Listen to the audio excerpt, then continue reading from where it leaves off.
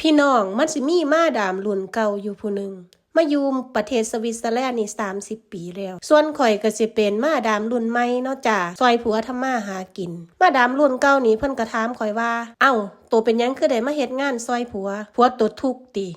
พะนะโตคือบ่กลับไปประเทศไทยเฮ็ดงานอยู่พัทยาหาเอาผัวรวยๆบ่ต้องมาลำบากเฮ็ดงานจังซี่ว่าสั่นพี่น้องมีลูกบอกลูกมีหลานบอกหลานถ้าสิเอาผัวฝรั่งก็อย่ามาเฮ็ดงานให้มันลำบากถ้าได้ผัวฝรั่งก็ต้องเอาผัวฝรั่งที่รวยๆให้เขาให้เงินเดือนละ 2,000 หาสวิตฟังขึ้นไปคือตีเป็นเงินเดือนละ 100,000 บาทบ้านเฮาล่ะจ้าโอ้ยอีแม่เอ้ยบอกลูกบอกหลานเจ้ามาเอาเด้อผัวฝรั่งหั่นแต่ตัวเจ้าเองข้อยก็เห็นเจ้าเฮ็ดงานอยู่แหมถ้าเจ้าบ่เฮ็ดงานผัวเจ้าก็บ่ให้เงินเจ้าได้ล่ะคนแบบนี้ก็มีได้พี่น้องเว้าตรงๆโลดคนไทยอยู่เมืองนอกนี่บ่ฮักกันเด้อสู่คนอินเดียบ่ได้คนอินเดียเห็นกันปุ๊บนี่แล่นกอดกันซอยเหลือกันดีๆคนจีนคือกันคนเวียดนามคือกันที่อยู่เมืองนอกข้อยบ่เข้าใจว่าคนไทยเฮานี่เห็นกันยามได้ย่านแต่กันได้ดีถามฮอดเงินเดือนเจ้าเท่าใดผัวเจ้าเงินเดือนเท่าใดเอามาถามข่อยปานเป็นนายอำเภอนายจังหวัดแท้ล่ะว่าขอโทษเด้อจ้าคลิปนี้บ่ได้เมาร่วมคนไทยนำกันทุกคนเด้อจ้าบังเอิญข่อยมาอยู่นี่